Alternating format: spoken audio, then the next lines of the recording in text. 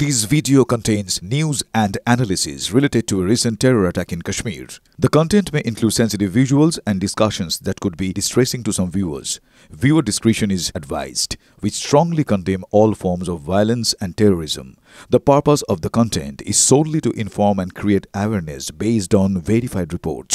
MDH chana masala এখন ছোলা হোক বা বরবটি দানা, সাদা চানা হোক বা কালো, সব রান্নাই হবে অসাধারণ। MDH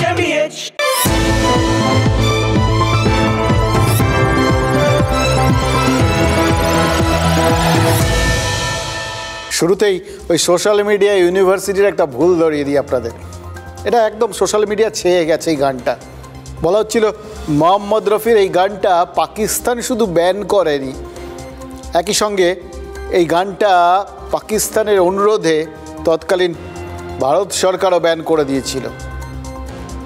ভুলটা ভাঙিয়ে দিই, মোহাম্মদ রফির এই গান পাকিস্তানের অনুরোধে তৎকালীন কংগ্রেস সরকার ব্যান করেনি, পাকিস্তান করেছিল, তাদের কিচ্ছু এসে যায় না। গানটা জহর ইন কাশ্মীর ছবির 1966 সালে এই ছবির গান আর সিনেমাটা দুটোই প্রকাশিত হয় এবং এখনও সেটা সোশ্যাল মিডিয়ায় তো ঘুরে বেড়াচ্ছে। সুতরাং এই বিতর্কে এখানে দাঁড়িয়ে টানছে, কিন্তু গানের কথাগুলো বললাম না, গানটা নিয়ে যদি কোনো বিতর্কই না থাক তাহলে এই গানটা নিয়ে শুরু করলাম কেন? কারণ গানটার কথাগুলো আমাদের নিয়ে যাবে 1965-তে। তখন পাকিস্তানের হাতেও একটা গান ছিল যার নাম প্যাটন ট্যাঙ্ক, আমেরিকা দিয়েছিল। গান মানে বুঝতে পারছেন এক্ষেত্রে কোন গান? এই প্যাটন ট্যাঙ্কের মুখনিসৃত যে গুলি, সেগুলো নাকি মারাত্মক শক্তিশালী। এই ট্যাঙ্ককে নাকি হারানোই যায় না। আমেরিকার দুর্দান্ত গিফট। আর সেই সঙ্গে সেই যুগের সেরা সব মার্কিন যুদ্ধবিমান পাকিস্তানের হাতে তুলে দেওয়া হয়েছিল। আইয়ুব খানের নেতৃত্বে পাকিস্তান তখন ছিল পৃথিবীর দ্রুততম উন্নয়নশীল অর্থনীতি।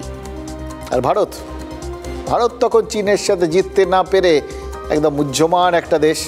নেহেরু মারা গেছেন, নেতৃত্বে শূন্যতা। সেই সময়ই আইয়ুব খান কাশ্মীর দখলের পরিকল্পনা করেছিলেন এবং প্যাটন ট্যাঙ্কের বাহিনী কিছুটা এগিয়েও ছিল। কিন্তু লাল বাহাদুর শাস্ত্রী সেই কঠিন সময় একদম ইস্পাতের মতো দৃঢ়তা দেখান। ভারত কাশ্মীরে ডিফেন্স করে আর পশ্চিম সীমান্ত খুলে আক্রমণে যায়। এক রাতের মধ্যে ভারত লাহোর ঘিরে ফেলেছিল আর তারপরেই রাষ্ট্রপুঞ্জ অস্ত্রবিরতি ঘোষণা করে। পাকিস্তানের কাশ্মীর জয়ের স্বপ্নে সেটাই ইতি আর কি। আসলে সে যুগে তো পরমাণু অস্ত্র ছিল না। তারপর 1971-এ পাকিস্তান তো একদম সারেন্ডার করতে বাধ্য হয়েছিল। কি মনে হচ্ছে জানেন? ইতিহাস আমাদের ফের একবার সেই মোড়ে এনে দাঁড় করিয়ে দিয়েছে। গত আগস্ট থেকে কী সব চলছে ভাবুন তো। বাংলাদেশিরা ওই মুক্তিযুদ্ধের আবহ থেকে বা গৌরব থেকে মুক্ত হয়ে ফের পাকিস্তানের শেকল পায়ে পরে নিতে মরিয়া হয়ে উঠেছে। তারা সেটাকেই এখন সোনার অলংকার ভাবছে। আর পাকিস্তান আবার কাশ্মীরকে ভূস্বর্গ থেকে নরক বানানোর পরিকল্পনা করেছে। 65-তে পাকিস্তান কাশ্মীরে জাস্ট হুলটা ফুটিয়েছিল, ভারত পাঞ্জাবে জবাব দিয়েছিল। এবার ভারত কোথায় প্রত্যাঘাত করবে? প্রশ্নটা সবার মনে রয়েছে, উত্তরটা শুধু একজনই জানেন, প্রধানমন্ত্রী নরেন্দ্র মোদী। আজ দুপুরে প্রধানমন্ত্রী নরেন্দ্র মোদীর সাথে দেখা করেছেন প্রতিরক্ষা মন্ত্রী রাজনাথ সিং। এবার তাদের মধ্যে যে খোশ গল্প হয়নি, ওই সামরিক প্রস্তুতি নিয়েই আলোচনা হয়েছে, সেটা আর আলাদা করে বলার তো কোনো মানে হয় না। দেখুন, জাতীয় নিরাপত্তার স্বার্থে আমরা ভারতের সামরিক প্রস্তুতি নিয়ে কোনো লাইভ কভারেজ আপনাদের দিচ্ছি না। এমনকি সেনা সূত্রে পাওয়া আমাদের সেনার যে মুভমেন্ট, কোথা থেকে কোথায় যাচ্ছে, কোথায় সেনা সংখ্যা বাড়ানো হচ্ছে, কিভাবে কোন অস্ত্র সম্ভার সাজানো হচ্ছে, এরকম খবরও আমরা দেওয়া বন্ধ করে দিচ্ছি। কারণ এগুলো এই মুহূর্তে আমাদের নিষেধ করা আছে এবং তার থেকেও বড় কথা, দেশের স্বার্থে এই কাজগুলো তো খুব জরুরি, যাতে প্রতিপক্ষ আমাদের সেনার কোনো পদক্ষেপের কথা জানতে না পারে। এবার এর মাঝখানে একটা প্রশ্ন তাও আপনাদের মনের মধ্যেও থাকবে, আমাদের মনের মধ্যেও আছে, বিশ্বাস করুন। জবাবটা কবে হবে, কিভাবে হবে? দেখুন, কংগ্রেস সাংসদ আর আন্তর্জাতিক রাজনীতিক শশী থারুর তিনি কাল একটা পূর্বাভাস দিয়েছেন। কি হবে বলেননি, কিন্তু শুধু যেটা বলেছেন সেটাও কিছু কম না। সরাসরি বলে দিয়েছেন হামলা যেটা হবে এবার, জবাব যেটা এবার হবে সেটা ওই সার্জিক্যাল স্ট্রাইক আর বালাকোটকেও ছাপিয়ে যাবে। Now, today, I think we're going to see something more than that. I think it's very clear. Some sort of visible military response is unavoidable. I think the nation is demanding it and expecting it. No one knows what it will be, where it will be, and when it will be. But I am convinced there will be some response. They can say what they like, and if blood is going to flow, I'm sorry to say it will flow possibly more on their side than on ours. No, I'm sure it won't be too long in coming, but obviously the government will not signal what it is until it's happened. I mean, and what is more, I believe the nation will support whatever response the government judges appropriate, because we are no longer going to take this lying down. দেখুন, শশী থারুর জাতীয় রাজনীতিতে পরে এসেছেন, তার আগে তিনি দুনিয়া চষে বেরিয়েছেন। রাষ্ট্রপুঞ্জের সব ফাঁক ফোকর তার চেনা।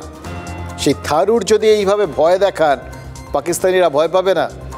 পাকিস্তান থেকে কি খবর আসছে জানেন? সে দেশের 1200 সেনা আধিকারিক নাকি ইতিমধ্যেই ওই কী হয় এই ভয়ের চোটে চাকরি ছেড়ে দিয়েছে। তার মধ্যে 250 জন অফিসার রয়েছেন। এবার এটার সঙ্গে আসলে আরও একটা দিক রয়েছে।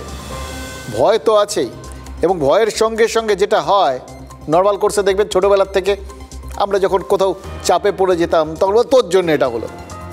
কেউ যখন হেরে যেতাম কোনো একটা খেলায় তখন সবাই আরেকজনের দিকে আঙুল দিত, তোর জন্য হলো।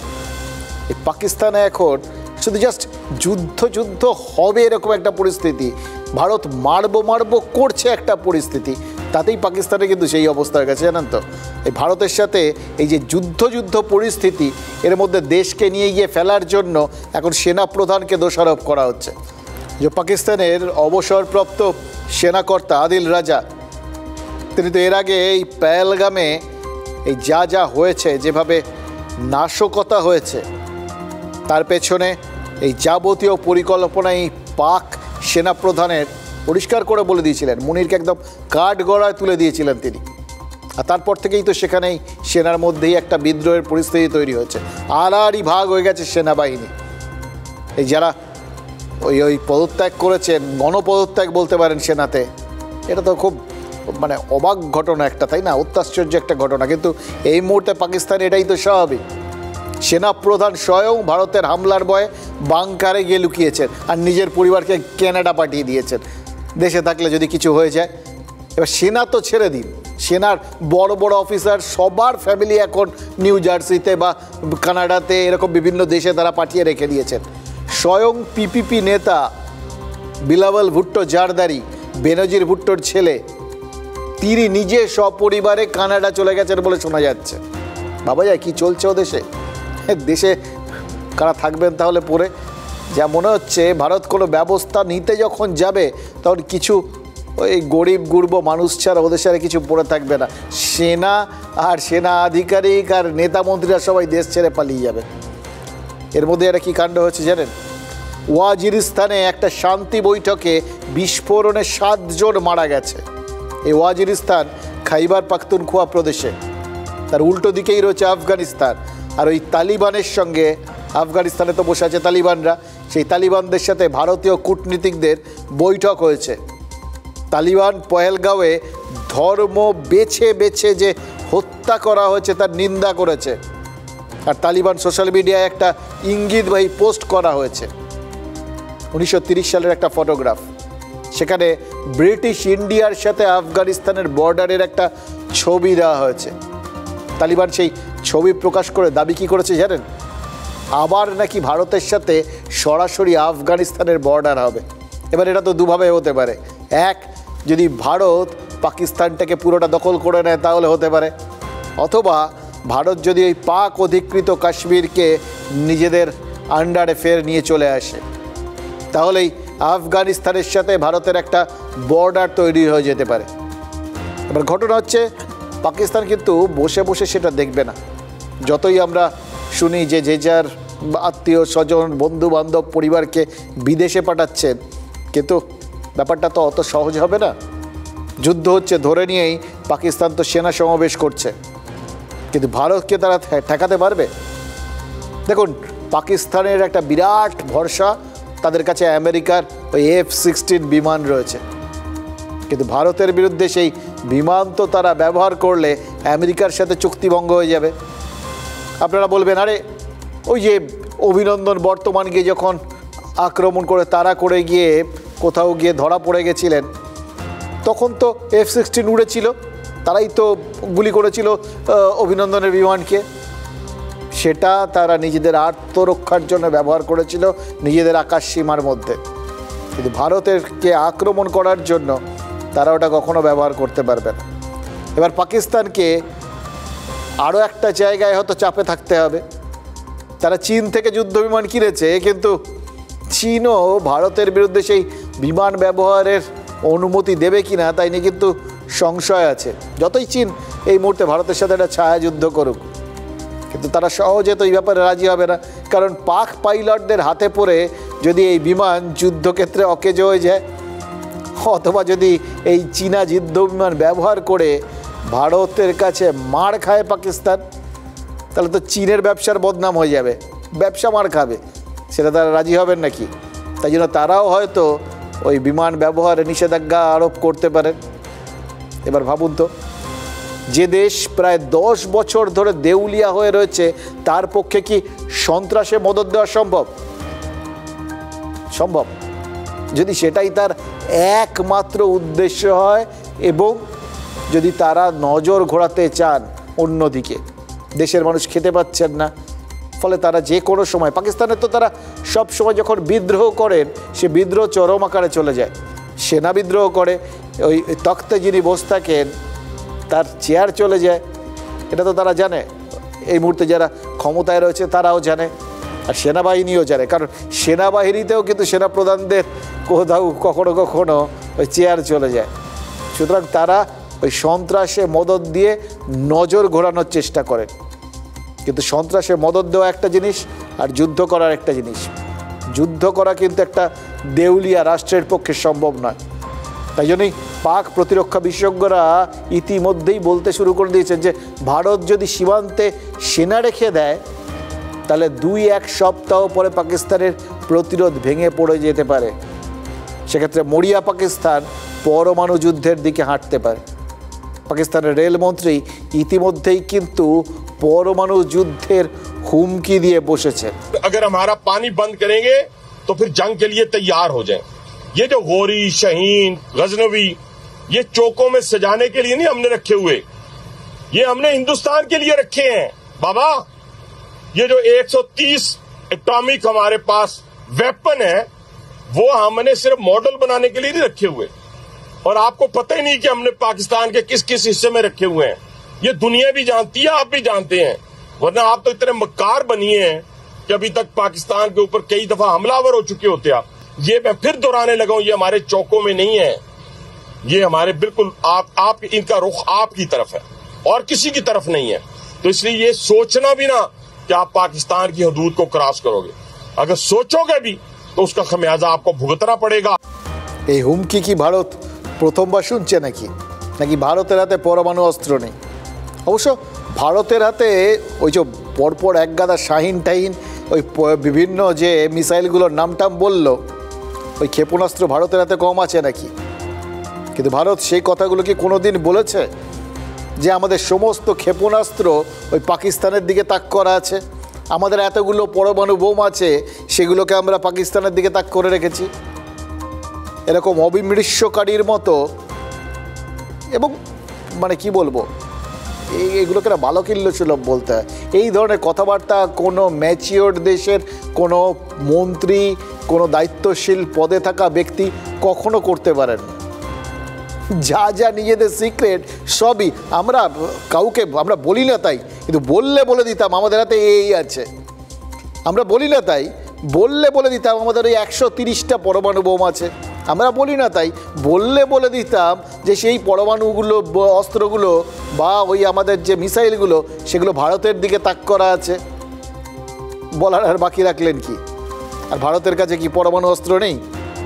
1971-এ ভারত আর পাকিস্তান কারো হাতেই পরমাণু অস্ত্র ছিল না, কিন্তু মুক্তিযুদ্ধকে কেন্দ্র করে পরমাণু যুদ্ধের পরিস্থিতি তো তৈরি হয়েছিল।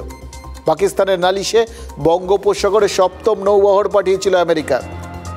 তখন সেনাপ্রধান স্যাম মানেকশা ইন্দিরা গান্ধীকে বলেছিলেন, পরমাণু বোমা ফেললে তো ভারতের কিছু করার নেই, কিন্তু পরমাণু যুদ্ধ না হলে আমি আমেরিকাকেও হারিয়ে দেব।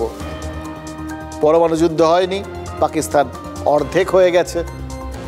8এর দশকে কাশ্মীরে উগ্রপন্থা শুরু হয়েছিল, খালিস্তান সন্ত্রাস তখন চরমে। এই দুটোর পেছনেই পাকিস্তান ছিল, ওদের জন্যই তো যাবতীয় অশান্তি। জেনারেল জিয়াউল হকের গ্রাউন্ড প্ল্যানিং এই দুটো।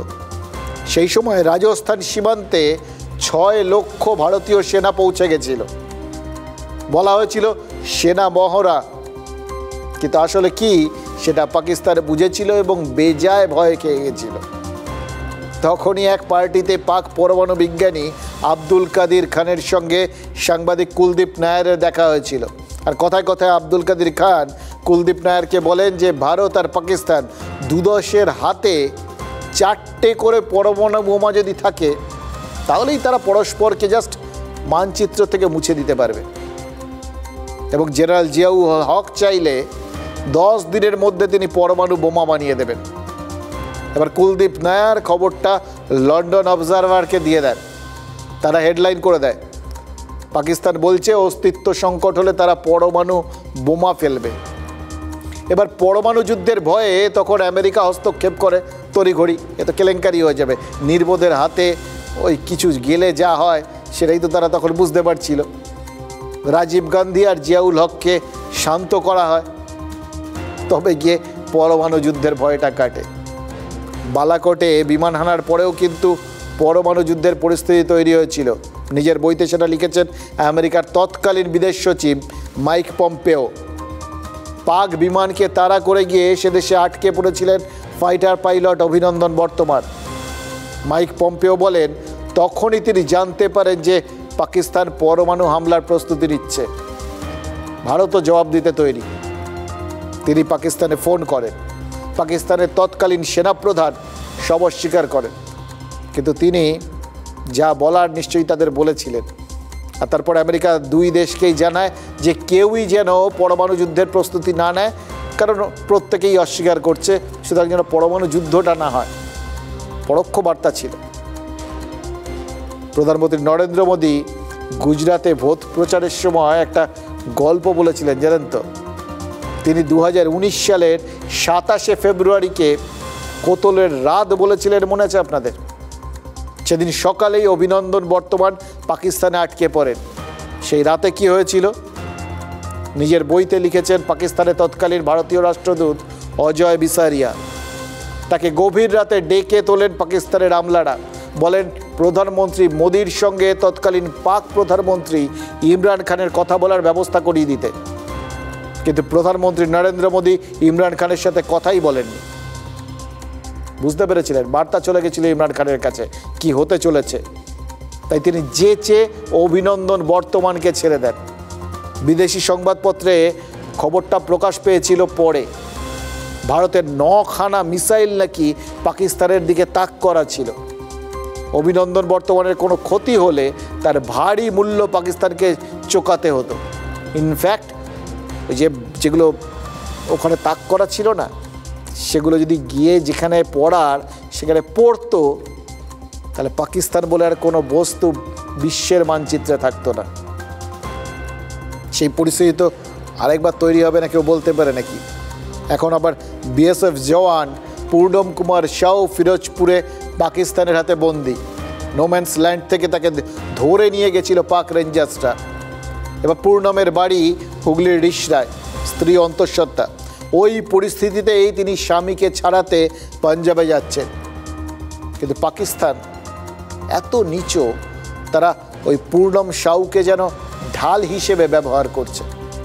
দেখুন, গোটা দেশ চায় পূর্ণম মুক্তি পাক, আর পাকিস্তান চায় নিজেকে বাঁচাতে। তারা নিজেকে বাঁচাতে পূর্ণমকে ধরে রেখেছে এই ভেবে যে যতক্ষণ পূর্ণম তাদের হাতে রয়েছে ততক্ষণ ভারত নিশ্চয়ই হামলা চালাবে না, এটাই নিশ্চয়ই তাদের ধারণা। পাকিস্তানের পরিস্থিতিটা কতটা মরিয়া তা কিন্তু এই ঘটনার থেকেই পরিষ্কার, জানেন তো? পহেলগাঁওয়ের ঘটনায় এই উপমহাদেশের পরিস্থিতিটা আসলে একদম বদলে দিয়েছে, রাতারাতি বদলে গেছে। রাজনীতির থেকে নাগরিকের মানসিকতা তাকিয়ে দেখুন একবার, প্রত্যেকটা ক্ষেত্রে কি পরিমাণ বদল এসছে। এই বদলে যাওয়ার সময়ের কথাগুলো কিন্তু খুব কঠিন, জানেন তো। আর সেই কথাগুলোই আজ এই মুহূর্তে আপনাদের বলতে হবে, যে কথাগুলো না বললেই নয়।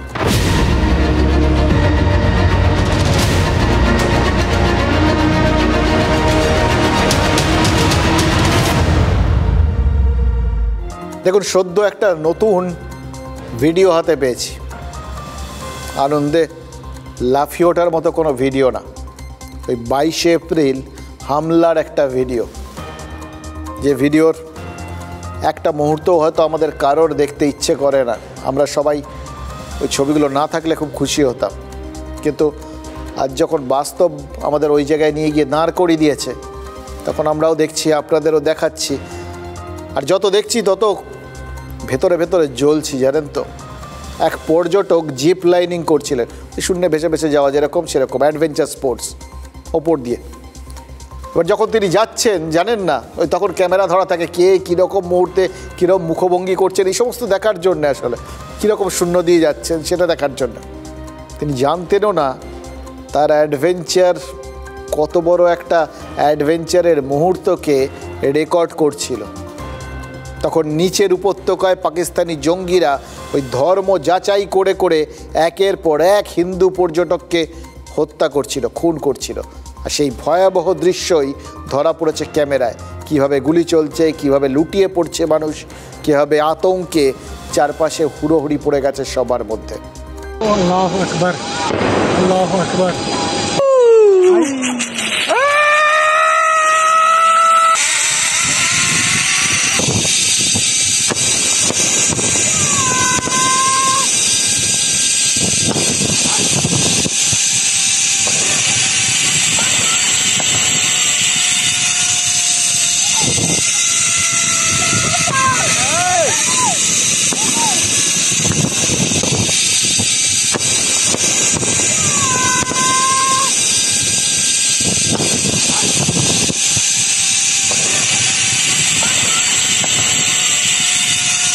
जब वो बंदा बोल रहा है अल्लाहू अकबर 3 बार, उसके बाद फायरिंग स्टार्ट हुई, तो 110% मुझे भी उस पर डाउट हो रहा है कि वो बंदा कहीं ना कहीं इन्वॉल्व हो सकता है या फिर उसको कुछ मालूम होगा, क्योंकि आगे के 9 मेंबर ने उसको जिप लाइन करवाई तब वो कुछ नहीं बोला, जब मैं निकला तब बोला था वो, और तभी फायरिंग स्टार्ट हुई थी। এই ভদ্রলোক যে কথাটা বললেন সেটা আরেকবার আপনাদের শোনাতে চাই, দেখাতে চাই। এই শুরুর মুহূর্তটা খেয়াল করে দেখুন, যে জিনিসটা উনি বললেন অত্যন্ত গুরুত্বপূর্ণ একটা তথ্য। তার যখন জিপ লাইনিংটা শুরু হচ্ছিল, তখন যিনি তাকে ওই ঠেলে চালনা করেন, শুরুর মুহূর্তটা একবার আপনাদের দেখাই, দেখুন আপনারা, শুনুন। আল্লাহু আকবার, আল্লাহু আকবার।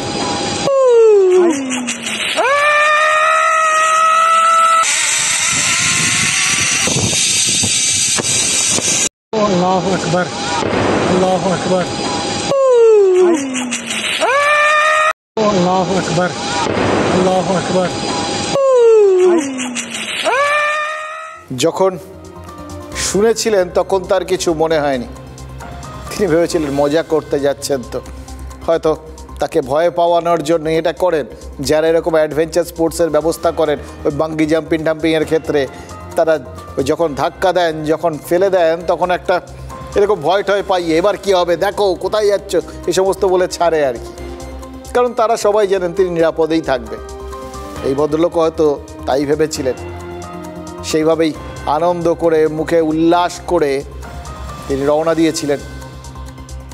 পরে যখন গোটা ঘটনাটা দেখেছেন, তার মনে হচ্ছে যে ভদ্রলোক তাকে ধাক্কা দিয়ে ওই চালু করে দিয়েছিলেন, যিনি ব্যবস্থাপক ছিলেন ওই জিপ লাইনিংয়ের, তার এটার সঙ্গে কোনো যোগসূত্র ছিল না। তো হয়তো এটা কাকতালীয়, কিন্তু এটা তার কাছে এখন একটা তথ্য বলে মনে হচ্ছে। নিশ্চয়ই তদন্তকারীরা তার কাছ থেকে এই সমস্ত কথা জেনে, এই ভিডিওটা দেখার পর নিশ্চয়ই তারা তদন্ত করে দেখবেন। ইনফ্যাক্ট গোয়েন্দা সূত্রে বেশ কিছু তথ্য আমাদের হাতে এসছে। তদন্তকারীরা জেনেছেন AK-47 আর M4 রাইফেল দিয়ে ওই পর্যটকদের ওপর হামলা চালানো হয়েছিল। ঘটনাস্থল থেকে তার কার্তুজ মিলেছে। জঙ্গল পথে 22 কিলোমিটার হেঁটে জঙ্গিরা ওই বৈশরণ উপত্যকায় পৌঁছেছিল। এগুলো সব তারা এখন জানতে পারছেন গোয়েন্দারা। 3 জন পাকিস্তানি তাদের মধ্যে, একজন স্থানীয়, নাম আদিল ঠোকার। তার বাড়ি ইতিমধ্যেই উড়িয়ে দিয়েছে সেনা। হামলার সময় এক পর্যটক আর এক স্থানীয় ব্যক্তির মোবাইল ফোন ছিনতাই করে নেওয়া হয়। তবে গোয়েন্দারা কিন্তু খোঁজ করে দেখেছেন তার আগে স্যাটেলাইট ফোনের মাধ্যমে করাচির সাথে যোগাযোগ করেছিল ওই ওই ওই জঙ্গিরা। ফলে যোগসূত্রটা কোথায় গিয়ে পৌঁছচ্ছে বুঝতেই পারছেন, এটা নতুন করে বলার কিছু নেই। 3 জন পাকিস্তানি জঙ্গি কথা বলেছে স্যাটেলাইট ফোনে করাচির কারুর সঙ্গে, আর কি জানতে লাগে। দেখো, স্থানীয় এক ফটোগ্রাফার হামলার সময় প্রাণ বাঁচাতে গাছে উঠে পড়েছিলেন। জঙ্গিরা তার হদিশ পায়নি, কিন্তু তিনি জঙ্গিদের পুরো হদিশ পেয়েছিলেন। গোটা হত্যাকাণ্ডটা তিনি রেকর্ড করেছিলেন, জানেন। এনআইএ তদন্তকারীদের কাছে সেই ফুটেজ রয়েছে, নিশ্চয়ই সেগুলোকেও খতিয়ে দেখা হচ্ছে। জম্মু কাশ্মীর পুলিশও ওই জঙ্গিদের খোঁজে তল্লাশি জোরদার করেছে। যেসব জঙ্গি পাকিস্তানে আত্মগোপন করে রয়েছে তাদের বাড়ি বাড়ি হানা দিচ্ছে পুলিশ। এবার এই পরিস্থিতিটা যখন একদিকেই নির্দেশ করছে, তখন সবাই আশঙ্কা করছে ভারত যারা এই পেছনে রয়েছে তাদের উপযুক্ত শাস্তি দেবে। আমরা আপনাদের বক্তব্য শুনিয়েছিলাম কাশ্মীরিদের, শুনেছিলেন না? তারা বলছিলেন যে ওদের কাউকে, এই জঙ্গিগুলোকে পেলে না প্রাণে মারবেন না, আগে ওদের ধরুন, ধরে তারপর ওদের কাছ থেকে সব কিছু বার করুন, কারা পাঠিয়েছে, কারা পেছনে রয়েছে সব কিছু, এবং তাদের ধ্বংস করে দিন। এখন তো আর আলাদা করে কিছু জানার বোঝার নেই। কারা পাঠিয়েছে, কারা চেয়েছে ভারতের এরকম অস্থিরতা তৈরি করতে, এটা আমাদের কাছে পরিষ্কার। এবার সেই জন্যই ক্রমশ উত্তেজনা দানা বাঁধছে ওই নিয়ন্ত্রণ রেখার সামনে। ওই নিয়ন্ত্রণ রেখার পাশে যে সমস্ত কাশ্মীরি গ্রাম রয়েছে সেখানকার বাসিন্দারা তারা ফের একবার ভিটেমাটি ছাড়া হওয়ার আশঙ্কায় ভুগছে। কারণ যুদ্ধ মানেই কিছু মানুষের প্রাণ যাওয়া, যুদ্ধ মানেই কিছু মানুষের ভিটে মাটি গুড়িয়ে যাওয়া। তারা তো এর ভুক্তভোগী। যখন তখন তাদের দিকে তো ওই পাকিস্তানের দিক থেকে গোলা উড়ে আসে। আর ভারত যদি পাকিস্তানকে কোনোভাবে শাস্তি দিতে এগোয় তাহলে যে আরও গোলাগুলি আসবে সেটা নিয়ে তো তাদের কোনো সংশয়ই নেই। প্রাণ বাঁচাতে বাংকারে আশ্রয় নিচ্ছেন সাধারণ মানুষ। দেখুন, পিঁপড়ে যখন ওই ডিম নিয়ে লাইন করে যায় না, ওই পিঁপড়ের লাইন দেখলে বোঝা যায় বর্ষা আসছে। আর নিয়ন্ত্রণ রেখার পাড়ের মানুষ তারা যখন এই বাংকারে আশ্রয় নেন বা বাড়িঘর ছেড়ে দূরে যেতে শুরু করেন, তখন বোঝা যায় যুদ্ধ খুব দূরে নেই। এটা কিন্তু কাশ্মীরের প্রাচীন প্রবাদ।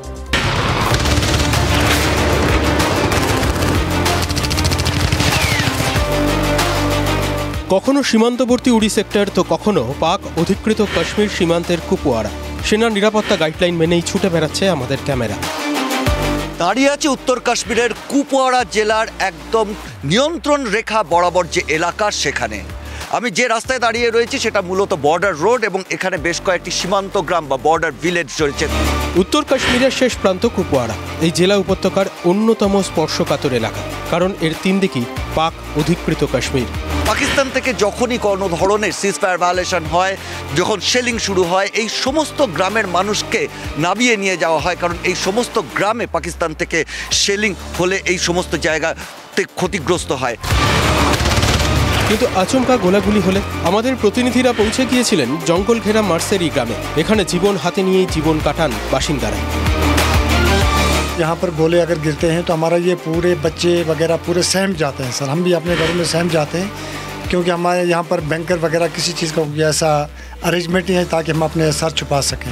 रातों से हमारे लोगों को रात को नींद भी नहीं आती है डर की वजह से सर। तो पहले हमारे गांव के ऊपर से इधर उधर गया है, लेकिन कभी कहीं 1-2 बार यहाँ पे गिरा है गोला, 1-2 बार गिरा, यहाँ पर भी गिरा। हमारे गाँव में आता है सर, तंगदार साइड से आता है, बुढ़नमल साइड से, इसी साइड से आता है, सीलिंग आता है, पाकिस्तान का सीलिंग आता है। 1965 আর 1971-এর যুদ্ধ দেখেছেন রশিদ। রশিদের গ্রামেই কামান বসিয়ে পাকিস্তানের দিকে গোলা ছুড়েছে ভারতীয় সেনা। আজ ফের একটা যুদ্ধের পরিস্থিতিতে মানসিকভাবে প্রস্তুত হচ্ছেন রশিদরা। তবে শুধু রশিদই নন, রশিদের মতো শয়ে শয়ে পরিবার মানসিকভাবে প্রস্তুত। সেই প্রস্তুতির ছবি দেখতে হলে পৌঁছতে হবে আরও দূরে। মার্সারি থেকে কিছু দূরেই চৌকিবল গ্রাম। এই গ্রামে এর আগে 2019 সালে পাকিস্তানের দিক থেকে শেলিং হয়ে 3 জনের মৃত্যু হয়েছে। চৌকিওয়াল গ্রামটা পাক অধিকৃত কাশ্মীরের গাই। কুপওয়ারার অন্তিম প্রান্তে মৃত্যু যেন আরও কাছে। এই গ্রামের কাছেই দুই কুখ্যাত ভ্যালি, একটা নিপা ভ্যালি আর একটা নীলাম ভ্যালি। এই দুই ভ্যালি থেকে যে কোনো সময় অতর্কিতে হামলা চালাতে পারে জঙ্গি বা পাক সেনারা। এখানেই তাই জীবন আরও অনিশ্চিত। আর জীবন বাঁচানোর ওষুধের নাম বাংকার। তো আমরা দেখতে পাচ্ছি প্রায় 1.5 ফুটের কংক্রিটের মোটা দেওয়াল ওপরে রয়েছে এবং তার তলায় এইরকমই একটা ছোট্ট প্রায় 3.5-4 ফুটের দরজা এবং দরজার তলায় একটা বড় ঘর, প্রায় 12 থেকে 14 ফুটের 12 বাই 14 ফুটের একটা ঘর রয়েছে। মেঝেতে কাঠ পাতা রয়েছে। মাটির তলায় কংক্রিটের মোটা দেওয়ালে বাঁচবে জীবন। যুদ্ধের আবহে এটাই চৌকিওয়ালের বাঁচা মরা। ऊपर लगभग इसको 18 इंच लगा पड़ा है ये स्लेब। ওপরে যেমন ছাদটা প্রায় 1.5 ফুট 18 ইঞ্চির মোটা কংক্রিটের পাত রয়েছে, সেরকমই দেওয়ালগুলো 3 থেকে 3.5 ফুটের বলে দাবি করছেন। এবং এই বাংকার যাতে কোনোভাবে, এই বাংকার এতটাই মজবুত করে বানানো হয়েছে যাতে কোনোভাবে পাকিস্তানের দিক থেকে শেলিং হলে সেখানে যাতে যারা আশ্রয় নেবেন তাদের কোনো ক্ষতি না হয়। সরকার বাংকার করে দেয়, কিন্তু সব বাড়িতে তো সম্ভব নয়। দুর্গম এলাকায় তাই অনেকে নিজেরাই তৈরি করেছেন দুর্ভেদ্য বাংকার। कम से कम 10 लाख रुपए लगा है इस बैंकर को। और जब शेलिंग हो जाती है तो उस वक्त वक्त नहीं मिलता है भागने का। जब फैमिली बड़ी होगी, घर में माँ है, बच्चे हैं, अच्छा लेडीज़ है, तो उनको जल्दी जल्दी शिफ्ट करके इधर ले आते हैं। এটাও একটা যুদ্ধ, যে যুদ্ধে শরিক এই আখতাররা। এই যুদ্ধে আখতার আর তার পরিবারের সদস্যরাও শহীদ হয়। তবুও যুদ্ধ থেকে পিছু হটতে পারে না চৌকিবল। एक कज़न थी, वो उसकी डेथ हो गई थी, और हमारा एक बच्चा था यहाँ पर 15 साल का, उसकी भी डेथ हो गई थी। और एक छोटा बच्चा था 3-4 साल का इधर बाहर तुमना में, उसकी भी डेथ हो गई थी उसमें, उस शेलिंग में। যে এলাকাটা দেখলেন সেটা উত্তর কাশ্মীর, পাক অধিকৃত কাশ্মীর লাগোয়া, নিয়ন্ত্রণ রেখার একদম একটা গা ঘেঁষা এলাকা। আর যেখানে সন্ত্রাসের বারবারন্ত সেটা দক্ষিণ কাশ্মীর, ভারতীয় ভূখণ্ডের কাছাকাছি। অদ্ভুত না? পাকিস্তানের কাছাকাছি যারা, তারা ভারতের, তারা দেশপ্রেমী। আর যারা ভারতের কাছাকাছি তাদের মধ্যে বিচ্ছিন্নতাবাদীর সংখ্যা বেশি। অবাক ব্যাপার। তবে এবার কাশ্মীরের মনে আঘাত লেগেছে, জানেন তো?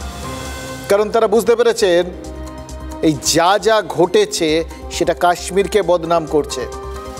কাশ্মীরিদের যে ওই মেহমান নওয়াজি, তারা যেভাবে অতিথিদের বুক দিয়ে আগলে রাখেন, তাদের সেই সম্মান, তাদের সেই সুনামের ওপর আঘাত লাগিয়েছে, কালি লাগিয়ে লেপে দিয়েছে এই সন্ত্রাসবাদীরা।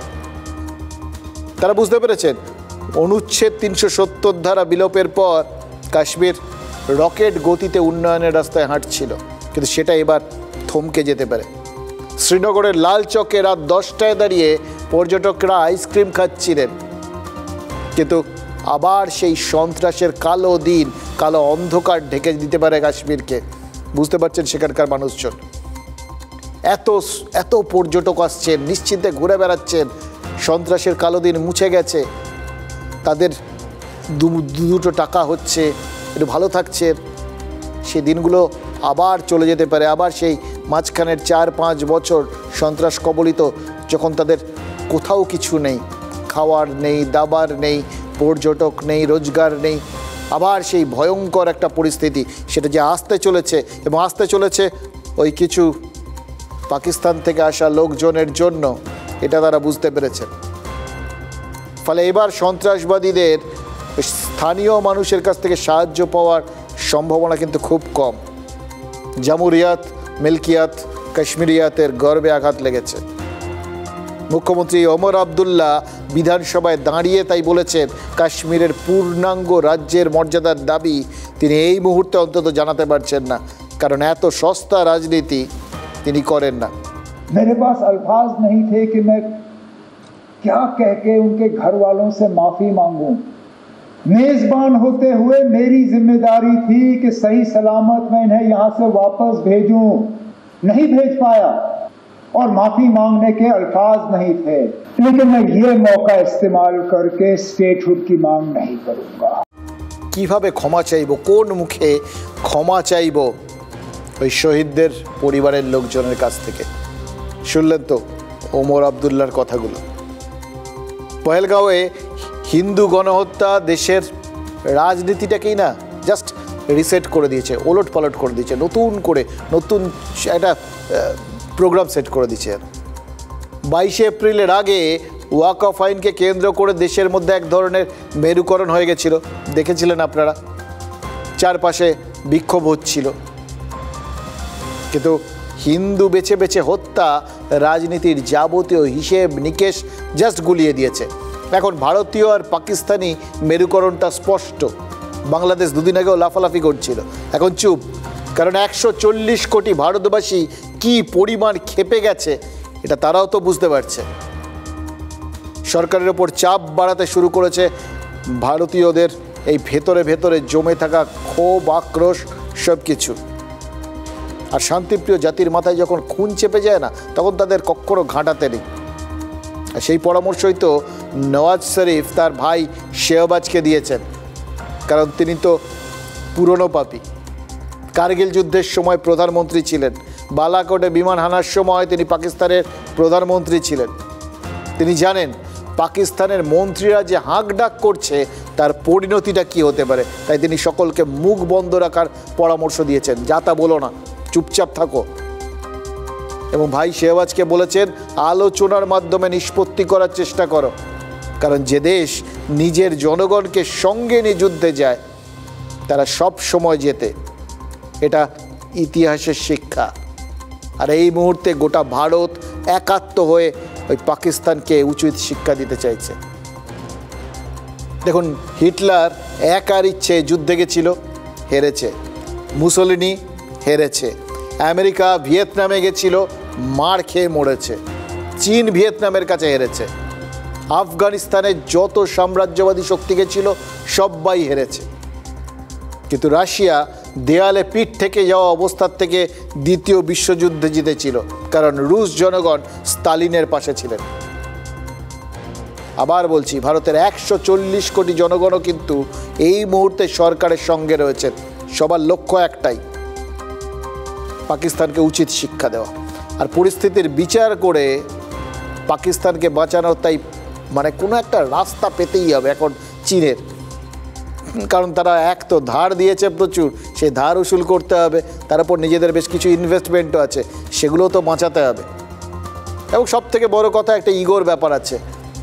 ভারতের কাছে তারা অর্থনীতিতে চাপে আছে, ফলে যেখানেই ভারতকে তারা পাবে সেখানে একটুখানি চাপে ফেলতে পারলে খুশি হবে।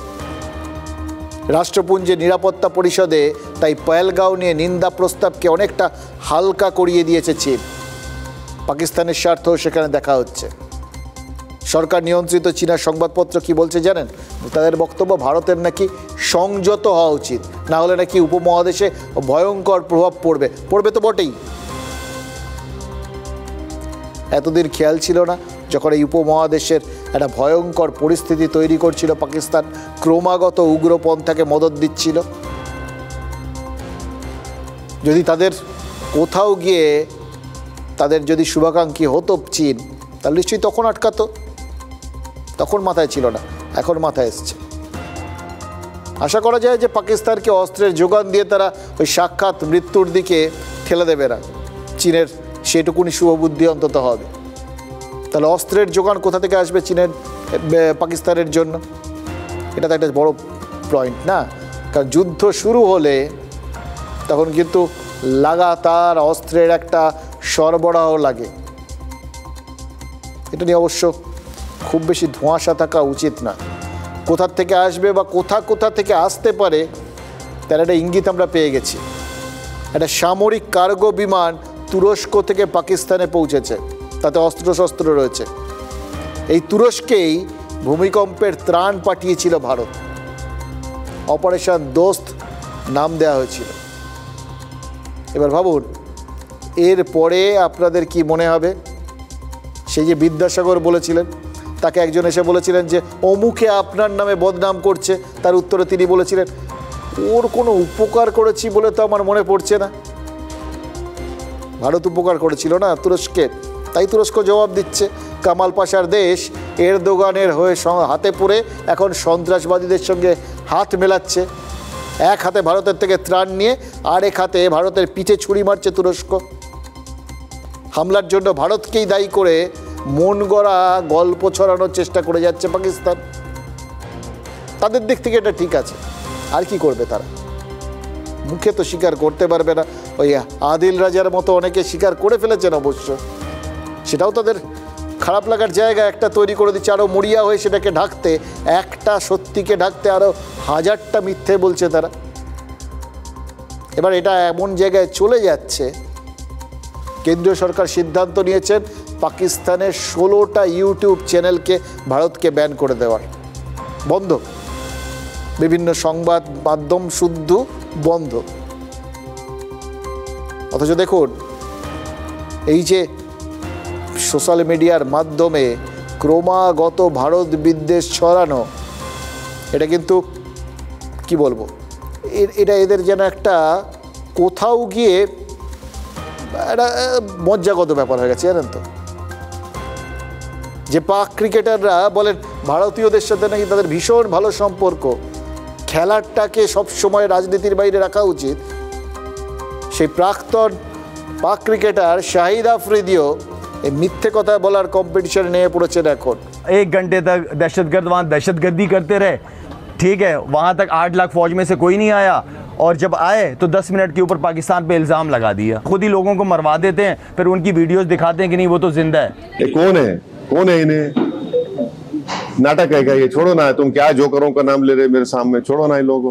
শুনলেন তো, আসাউদ্দিন ওয়াইসি যা বলার বলে দিলেন। নিজেদের এইভাবে এখন জোকার প্রমাণ করতে নেমেছে। আসলে ওই বলে না চোরের মন পুলিশ পুলিশ, এখন পাকিস্তানিদের অবস্থা হচ্ছে তাই। পাকিস্তানের প্রাক্তন মন্ত্রী চৌধুরী ফওয়াদ হোসেন কেরালার প্রদেশ কংগ্রেসের একটা টুইট শেয়ার করেছে। সেখানে প্রশ্ন তোলা হয়েছিল নিয়ন্ত্রণ রেখা থেকে 200 কিলোমিটার দূরে গিয়ে জঙ্গিরা হামলা চালালো কি করে। চৌধুরী ফওয়াদ হোসেন সেই পোস্ট রিপোস্ট করে বলছে ভারত নিজেই নিজের নাগরিকদের হত্যা করেছে। কিন্তু কেরালা কংগ্রেসের থামার কোনো লক্ষণ নেই। তারা কান্দাহারে বিমান অপহরণের সময় জঙ্গিদের ছেড়ে দেওয়া স্মৃতি মনে করিয়ে পোস্ট করেছে। এভাবে বারবার ভারতের কষ্টের ক্ষতগুলো খুঁচিয়ে তুলে কি আনন্দ পাচ্ছে কেরালার কংগ্রেস? নিজেদের নাক কেটে পরের যাত্রা ভঙ্গ করার কথা ভাবছেন নাকি তারা? তাদের অবস্থানটা আসলে কি, সেই প্রশ্নটা তো উঠছে। কারণ রাহুল গান্ধী কেরালা কংগ্রেসের বেশ ঘনিষ্ঠ, প্রিয়াঙ্কা গান্ধী কেরালার সাংসদ, তার আগে রাহুল কেরালার সাংসদ ছিলেন। আর এদিকে প্রিয়াঙ্কার স্বামী রবার্ট ভাড্রা পহেলগাঁওয়ে হামলার পর ভারতের আত্মসমীক্ষার কথা বলে বিতর্ক ছড়িয়েছিলেন। কারণ পাকিস্তানও তো সে কথাই বলে, ভারতে কেন হামলা হয় সেটা ভারতেরই নাকি আত্মসমীক্ষা করে দেখা উচিত। কর্ণাটকের মুখ্যমন্ত্রী সিদ্দারামাইয়ার মন্তব্যেও বিতর্ক হয়েছে। পাকিস্তানি টেলিভিশন চ্যানেল সিদ্দারামাইয়ার বক্তব্য চালিয়ে দাবি করেছে কংগ্রেস নাকি পাকিস্তানের সাথে সংঘাত চায় না, এটা বিজেপির পার্টিগত এজেন্ডা। দেখুন, যখন জাতীয় একটা বিপর্যয় ঘটে না, তখন সবাইকে অনেক বেশি দায়িত্ব নিয়ে আচরণ করতে হয়। এই দায়িত্ব জ্ঞানহীনের মতো আচরণ নয়। এমন কিছু আচরণ হওয়া উচিত না যেটা বিদেশি শক্তির হাতে বা আমাদের শত্রুপক্ষের হাতে কথা বলার মতো একটা বস্তু তুলে দেয়। দেখুন, জাতীয় ঐক্যের দরকার এই মুহূর্তে, এর মধ্যে কোনো রকম বিভ্রান্তি কাঙ্ক্ষিত নয়। এটা ঘটনা, সত্যি যদি কিছু থাকে সেটা নিয়ে প্রশ্ন তোলার অধিকার দেশের মানুষের আছে, কিন্তু তারও তো একটা নির্দিষ্ট সময় আছে, সেটাকেও তো অস্বীকার করার কোনো উপায় নেই। সারা বছর এনডিএ সরকারের বিরুদ্ধে সোচ্চার হন মিম নেতা আসাদুদ্দিন ওয়াইসি, আর সেই বিজেপি বিরোধী নেতাও এখন সরকারের পাশে পাকিস্তানের বিরুদ্ধে চড়া সুরে কড়া কথা বলছেন। गवर्नमेंट क्या करेगी नहीं करेगी वो गवर्नमेंट तय करेगी। मेरा डिमांड ये है कि पाकिस्तान को फिर से FATF की ग्रे लिस्ट में लाना जरूरी है। এই ধূসর তালিকায় পাকিস্তান ছিল, এখন নেই। আবার এই তালিকায় পাকিস্তানের নাম ঢোকানো গেলে বিশ্বমঞ্চে ফের মুখ পুড়বে সন্ত্রাসীদের আশ্রয়দাতা ইসলামাবাদে। কিন্তু ওয়াইসি যেভাবে পাকিস্তানকে জব্দ করতে চাইছেন, কংগ্রেস কি আদৌ তা চাইছে, নাকি পাকিস্তানের প্রতি নরম কংগ্রেস? যুদ্ধ নয়, বদলা নয়, পাকিস্তানের থেকে আলোচনা চেয়েছেন জম্মু কাশ্মীর কংগ্রেসের সভাপতি তারিক আহমেদ কারা। As a Kashmiri, I request both sides to keep their cool. Whatever has to be done across the table. মহারাষ্ট্রের কংগ্রেস বিধায়ক বিজয় ওয়াদেত্তিওয়ার আরও এক কাঠি ওপরে, পারলে জঙ্গিদের পাশেই দাঁড়িয়ে যান। आप क्या करते हैं? तो उन्होंने हिंदू का पूछ कर मारा।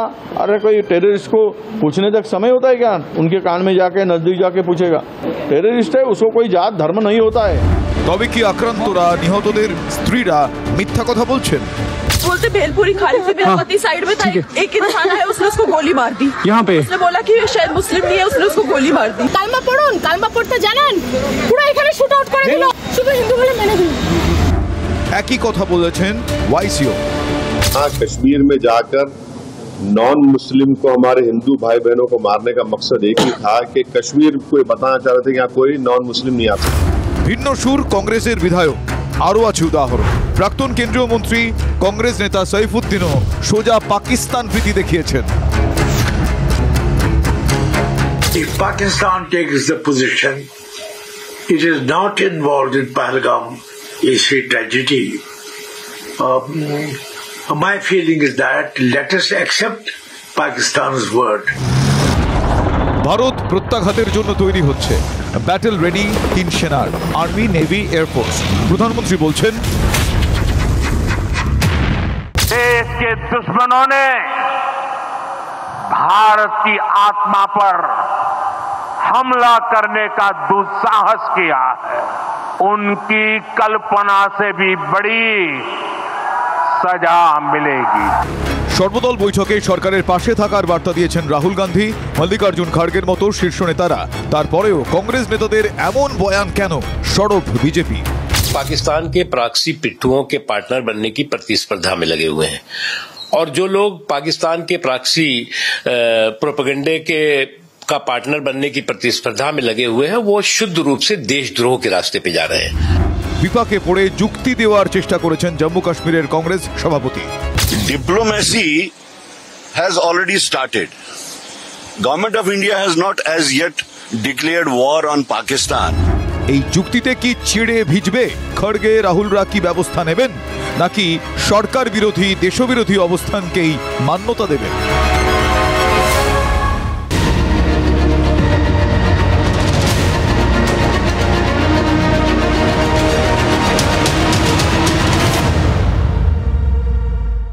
MDH চানা মশলা। এখন ছোলা হোক বা বরবটি দানা, সাদা চানা হোক বা কালো, সব রান্নাই হবে অসাধারণ।